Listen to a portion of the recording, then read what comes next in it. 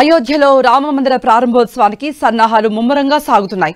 ప్రాణ ప్రతిష్ఠ కార్యక్రమాల్లో భాగంగా రాములోరు ఇప్పటికే గర్భగుడిలోనికి చేరుకున్నారు. 5వ రోజు ఎంతో ప్రత్యేకమైన అనుష్ఠాన కార్యక్రమం జరిగింది. రామాలయంలో గర్భగుడిని సరియు పవిత్ర జలంతో శుద్ధి చేసి వాస్తుశాంతి, అన్నాధివాసం కార్యక్రమాలు నిర్వహించారు.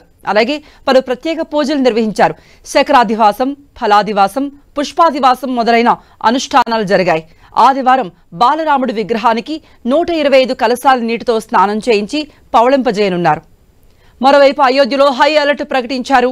శ్రీరామ జన్మభూమి తీర్థక్షేత్ర ట్రస్ట్ సభ్యులకు భద్రత పెంచారు. ఇందులో భాగంగా ట్రస్ట్ జనరల్ సెక్రటరీ చంపత్రాయ్ ఇంటి దగ్గర భారీగా బలగాలను మోహరించారు. ఆలయ అర్చకులకు సైతం భద్రతను కేటాయించారు. అయోధ్యలో ప్రత్యేక డ్రోన్లు వినియోగిస్తున్నారు. గరుత్మంతుడిని తలపించేలా గరుడ డ్రోన్తో నిఘా పెట్టారు.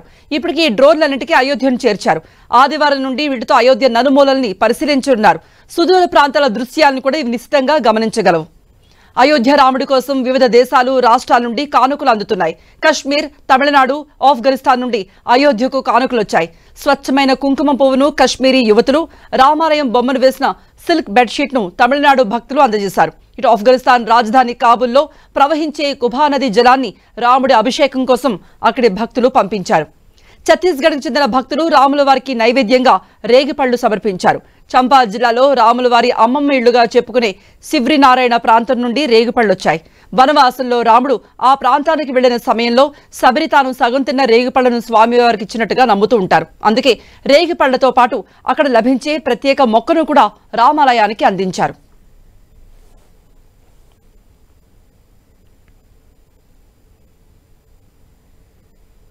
అయోధ్య ఆలయ నూతన ఫోటోలు విడుదలయ్యాయి. శ్రీరాముని ప్రాణ ప్రతిష్ఠ కోసం ముస్తాబైన ఆలయం ఫోటోలను శ్రీరామ జన్మభూమి తీర్థక్షేత్ర ట్రస్ట్ విడుదల చేసింది. పూల బొకేలతో అందంగా అలంకరించిన ఆలయం లోపలి చిత్రాన్ని సోషల్ మీడియాలో షేర్ చేసింది. లైట్లతో మెరిసిపోతున్న ఆలయ ఫోటోను కూడా పంచుకుంది. మరోవైపు అయోధ్యకు పండుగ కళ వచ్చింది. బాలరాముని విగ్రహం ప్రాణ ప్రతిష్ఠ మహోత్సవ నేపథ్యంలో రకరకాలైన పూలతో చేసిన అలంకరణలు, విద్యుత్ దీపాల కాంతులతో రామ మందిరం దేదీప్యమానంగా వెలిగిపోతోంది.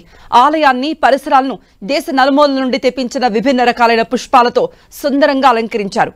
పూల అలంకరణ, విద్యుత్ దీపాల ఏర్పాటు కోసం ప్రత్యేకంగా బృందాలు ఏర్పాటయ్యాయి. అయోధ్యలో రామమందిర ప్రారంభోత్సవ సందడి ఆకాశాన్ని అంటుతోంది. నగరం అంతటా ఆధ్యాత్మిక వాతావరణం నెలకొని ఉంది.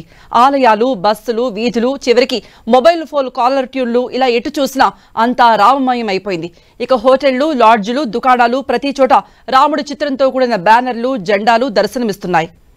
అయోధ్య రాముని ప్రాణ ప్రతిష్ఠ కోసం దేశంలో పలు ప్రాంతాలు అందంగా ముస్తాబయ్యాయి. ముంబైలో బాంద్రా వర్లీ సముద్ర మార్గం విద్యుత్ కాంతులతో మెరిసిపోతోంది. జై శ్రీరామ్ అనే అక్షరాలతో పాటు శ్రీరాముని చిత్రం కనిపించేలా లైట్లు ఏర్పాటు చేశారు. మరోవైపు మహారాష్ట్ర చంద్రాపూర్లో సియావర్ రామచంద్రకి జై అంటూ కనిపించేలా వేలాది దీపాలు వెలిగించారు. వాటి చుట్టూ లేజర్ లైట్లు ఏర్పాటయ్యాయి. ఇవి సందర్శకులను విశేషంగా ఆకట్టుకుంటున్నాయి.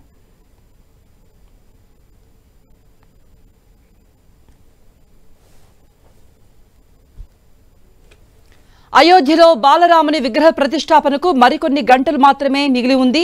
రేపు బాలరాముడు కొలువుదీరపోతున్నారు. ఈ ఆనంద క్షణాల కోసం యావత్ భారతం ఆసక్తిగా ఎదురు చూస్తోంది. ఈ వేడుకకు ప్రధాని నరేంద్ర మోదీతో పాటు దేశ విదేశాలకు చెందిన ప్రముఖులు సైతం హాజరు కానున్నారు.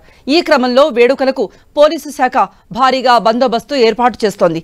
నిన్నటి నుండే అయోధ్య నగరంలోకి బయట వ్యక్తుల ప్రవేశాన్ని నిలిపివేశారు. అయోధ్య ధామ్తో పాటు నగరంలో నివసించే ప్రజలు ఇళ్లకు చేరుకునేందుకు మాత్రమే అనుమతి ఉంటుంది. ఇందుకోసం వారు తమ గుర్తింపు కార్డును చూపించాలంటూ అధికారులు తెలిపారు. ఆలయంలో విగ్రహ ప్రతిష్టాపన నేపథ్యంలో ఇవాళ, రేపు ప్రజలెవరూ కూడా బయటకు వెళ్లవద్దని పోలీసు యంత్రాంగం విజ్ఞప్తి చేసింది. రేపటి వరకు అయోధ్య ధామ్ హై సెక్యూరిటీ జోన్లో ఉండబోతోంది. ఈ క్రమంలో సరిహద్దులన్నీ మూసివేస్తున్నారు.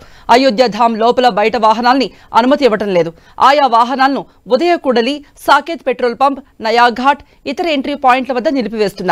అయోధ్య ధామ్ లోపల నివసించే వ్యక్తులు మాత్రమే ఇళ్లకు చేరుకునేందుకు అనుమతిస్తున్నారు.